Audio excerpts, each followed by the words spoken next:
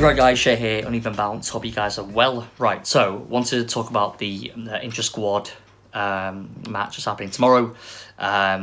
It's a 27 player match. I think it's 14 players for Butler's team and 13 for Stokes. Yeah, so we've got Ben Stokes and Josh Butler as the captains. I mentioned in just a previous video I just did a few minutes ago about my thoughts about that, about Stokes and Butler being the captains, but there's no real options, are there, really? So one thing I should say, I forgot to mention in my last video, I've always been a fan really of batsmen being captains. I'm not really a huge fan of bowlers being captains. All-rounders maybe the push, but I just feel like when you're a bowler, obviously when you're on the pitch, you know, it's you've got obviously a job to, a major job to do, and I think it can be a little bit too much to handle when you've got obviously a bowling job to consider, along with captaining the team, obviously being tactically astute at all times. I mean, you know, fully switched on when you have to bowl as well. So I've always been more of a fan of the captain being being the batsman, top order batsman, or the keeper. Obviously, he's got the best view in the house, hasn't he? So, but yeah, I should have really mentioned it before. But anyway, so we've got this intra-squad match tomorrow, which throws up a lot of questions, I have to say. Number one that stuck out at me was that Denley and Crawley, who seem to be kind of both gunning for number 3 spot, unless they both picked 3 and 4, but they're both going for number 3 spot. I'm surprised not on the same team, on the opposing team. I would like to see them facing the same bowling attack. Let's get a direct comparable about where they're both at. Dan Lawrence seems to be obviously on the cusp as well of a call-up in Root's absence. I would probably... I don't think they will go with Lawrence. I think they'll probably go with Denley and Crawley. Dare I say they go with Johnny Bairstow? I hope not. I really hope not. But the reality is, if he scores 100 in tomorrow's match, he's going to come back to Sector Stores. So I guess the only question would be is if he can bat 3 or 4. I personally don't think he has technique at all to bat in those positions at test level. I think he's much more of a 6 and a 7 type batsman, you know, really. And I think, yeah, I just wouldn't go Johnny Bairstow basically. So I'm thinking more along the lines of Root, Crawley and Denley, Crawley and Lawrence. It's obviously the 2 spots there behind Burns and Sibley. Now they go with Lawrence and Crawley, for example, and they drop Denley. My only concern with that is I'm not against that at all. I've mentioned it before multiple times. I'm not a huge fan of Joe Denley, to be honest. I don't think he'll be on the plane to Australia in 18 months' time, less than that actually. But I don't see him going. And I think obviously I think for me it's quite clear. This Test series against West Indies is very much the start of the road towards the Ashes. I think 18 months to go. You've obviously got West Indies and Pakistan. Then you've got the India series. Next summer, it's India again, I believe. I always say this, but I've got to check the FTP. I believe it's India are back here. I don't believe South Africa, even though they came in 2017. I think it's on a 4-year cycle. I think India come back next year, but I've got to check that. And yeah, so they've got, in fact, what I'll do is now, I'll quickly check and I'll cut this and come back. So, cut.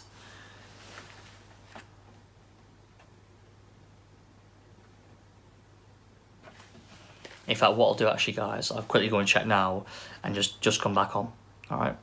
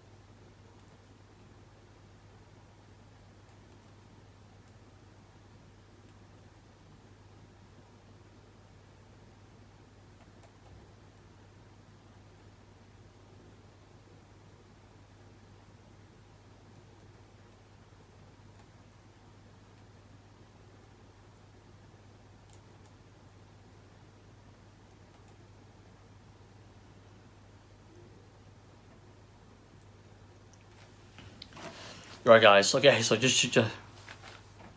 right, guys. Okay, so just checked. It is India, as I thought. It's just 5 tests, so it's 5 tests. There's no one else coming prior to India coming, so it's obviously a marquee series against India again. All the 5 tests. Boosters coffers, eh? But yeah, there's no one else coming for 2 tests, or even 1 test, surprisingly. So yeah, that's it. So they've got India, and then they obviously go to Australia. They've got a Bangladesh series, a white ball series against Bangladesh, and then the T20 World Cup that's planned in India. We'll see what happens, and obviously then the Ashes. So you've got you've got 5 tests in India in January 2021. And then you've got 5 at home, so that's 16 tests between now and the next Ashes. So, yeah, I mean, listen, I think we have to look now and see that a lot of these people now are really trying to have to make their claim to get into that team. It's not necessarily if you don't get into the team now that you can't make state your claim at some point, because the reality is, I feel there's 2 or 3 spots available. The keeping spot's definitely up for grabs, and obviously Butler's got the gloves and he will be playing against the West Indies first test.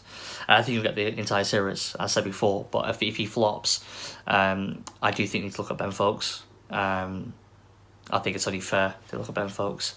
I mean, I'm disappointed to read that he's not been given an opportunity before. I think it was quite harsh what happened to him in the West Indies last year. But I think, he had a bit of league season. I think he's probably upset about what happened after being dropped by England. That's what happened after he did so well in Sri Lanka. But I think maybe Ben Foakes should come back into the reckoning for the Pakistan series if Butler doesn't do that well. I'll have to wait and see. Obviously, the batting spots you've mentioned already. I just don't see they'll go with Lawrence for this test match, but I'm not counting him out of the series, because I think Denley will play, I think Crawley will play, I think they'll play both of them. This is obviously, we'll see what happens in this match, but they both do reasonably well, plus decent runs on the board, Denley and Crawley. I think Denley will go to 3. The thing is, though, I'm not convinced that Crawley at 4, he's an opening batsman. I'd probably see Denley at 4 and Crawley at 3. So Burns, Sibley, Crawley and then Denley. You've already Stokes coming in at 5. I think that's probably the way they'll go, to be honest. It's as I said before, it's unless they go with Pope it's difficult, isn't it, really, because obviously Pope, I like to see Pope up the order a little bit, to be honest with you. I'm not sure about him being a 6 anymore. I'd like to see him eventually. I think Pope will eventually become England's number 3, to be honest. 3, 4. I think he'll just graduate beyond 5 and 6. I think he'll eventually be a top order batsman. I think he's going to be a wonderful player for England, Ollie Pope, I really do. He excites me a lot. He does really excite me. But yeah, Dan Lawrence, only 22, did really well in the Lions team against Australia a few months ago. So I think he might be unlucky to miss out, but I think he will miss out on the first test. I would like to see actually a real left field performance, not like a James Bracey, just come out and smash a ton or something. I think that should be just upset the apple cart a little bit, I think that'd be interesting to see. Whether we'll get maybe Ollie Robinson, Pfeiffer, something like that. These people are not really been mentioned very much. Actually, I have the squad up here. Just kind of keep it in mind. We've got people like, I was looking here now, Keaton Jennings. He's got a lot to prove. He want to show he's not flash in the pan, and he's better than what his stats suggest. I look at people, Lewis Gregory, no talk of him. Who else? We've got Ollie Stone. Obviously, we know what he's capable of, Ollie Stone. If he can stay fit, he could be, exceptional for England, I think. But again, it's whether he can stay fit or not. So, he's 27 now. I think maybe almost 27. He needs to get a move on, really. If he's going to make his test debut, I'd like to see it quite soon, being a raw fast bowler. I think it's important that he's able to build up some kind of momentum with his fitness and, get into that squad, on a regular basis. That's obviously Team Stoke. Look at Team Butler. See James Bracey I mentioned before. Matthew Parkinson, no talk of him. I don't really see him. What's surprising actually is that Amir Verdi has not been selected at all. Him and Jamie Overton have been left out, as the deem not, does not necessarily they play. And I think the Matt Parkinson selection is because obviously he played a bit of T20 cricket last year for England, and I think they just want to keep consistency in selection, so keep him in and around the squad and let him play. But the reality is, I think Amir Verdi is a far better option at Test level. I think he'd be a far better option. So that surprised me with Parkinson, and deemed that Verdi wasn't, suitable for this game. There's no need to see him really. Had they saw something in the net over the last few days that decided that, and so Parkinson got the nod. Either way, Parkinson's not going to play, we know for sure. And that obviously brings us to Moeen Ali, the conundrum of Moeen Ali, and whether he'll get himself back in the team, because he's played no first-class cricket since last year. And I think for him to wrestle off Dominic Bess would be very unfair. I've already done a video on Moeen Ali last week. Check it out if you want. But I'm very much of the opinion that he should be made to wait. I'm not saying he won't play in the series, but I think Dominic Bess deserves at least 2 tests, if not the whole series, to kind of prove himself that he's worthy of a place in that team consistently. If he flops obviously badly in the first 2 tests, then obviously look at Leach and Moeen. And I actually think they might go back to Moeen, because he's just, to me, I know he's well kind of recognised, and I think in the ranks he's supported. I think he's also highly, what's the word for it? I think he's highly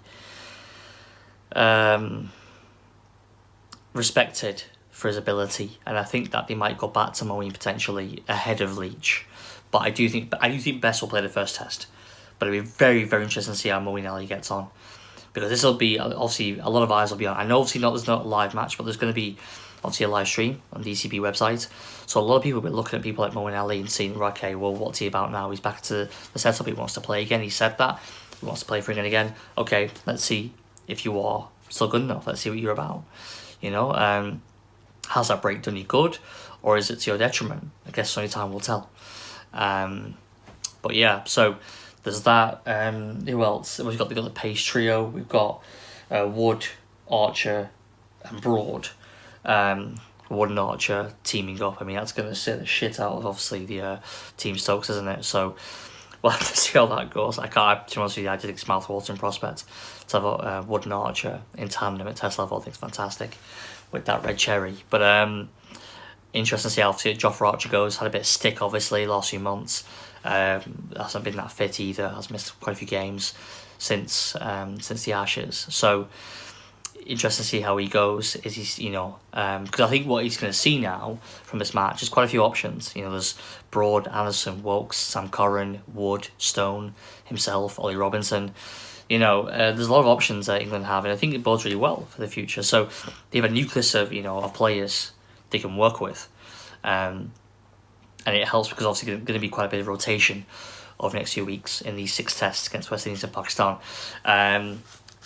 I think that personally, from what I see, Team Butler has a really strong bowling attack and can get some runs on the board. I think they'll probably win.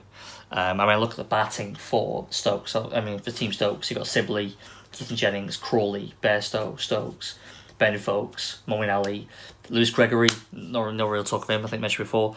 Don't see really him making the lineup at all. I think he could do really well in this match and still wouldn't make his way into the final 11. To be honest, Jack Leach, Ollie Stone, Jim Anderson, Sakib Mahmood, another guy obviously along with Craig Overton on as part of that kind of that pace bowling nucleus of players they have now.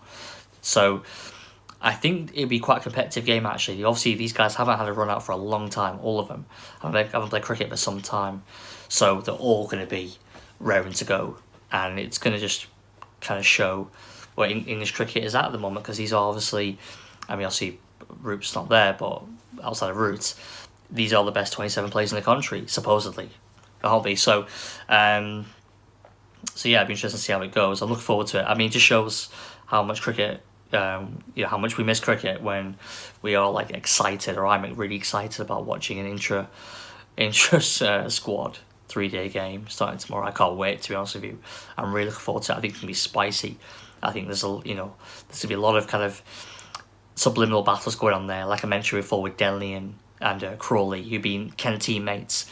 They've got that kind of that background as well leading into it, and now they're up against each other. They know that as well. They know that they're both competing probably for one spot, especially in the long term, because I feel like Burns and Sibley are going to be the opening partnership for the foreseeable future. So interesting to see what happens there. Bowling, plenty of bowling to look at. Spinning's very interesting with Mo and Ali back on the scene. So spinning competition there. It's going to be good to see these guys on the show. And Josh Butler, see how he gets on, because I think a lot of people are saying that you don't deserve to be in the team, let alone being a captain of this intra squad match. So let's see how he gets on. Anyway, yeah, guys, let me know your thoughts. What do you think? Who do you think is going to win? Team Butler, Team Stokes? Who are you looking out for? Who do you think is going to be the guys to look out for? Is there going to be any kind of left field performance, as I mentioned before? James Bracey, could he? No one's talked about him. Lewis Gregory, no one's talked about him. Matt Parkinson, no one's talked about him. Could these guys just kind of burst out and showcase their talents on the big stage and somehow propel themselves into the test squad next week? I doubt it personally, but I tell you what, I'd love it if that happens. I love nothing better than a real good left field pick. I even got to mention Sam Curran. Sam Curran's, obviously there as well. Where does he fit to his team? He'll want to show his mettle and say, listen, I'm good enough to be part of this team as well. Where does he fit in? So it's all really exciting. I'm really looking forward to seeing who steps up and who flops. Who's going to wilt under pressure? We'll have to wait and see. I've got my opinions on that, but I guess over the next 3 days we'll find out. Anyway, guys, if you like the content, please do like the video. Yeah, if you enjoy the content, share it with your friends. Anyone you think quite interested in this, do share it. Comment, as I mentioned before. Any comments you got, just stick it down below. And most of all, subscribe, and I'll catch you on the next one.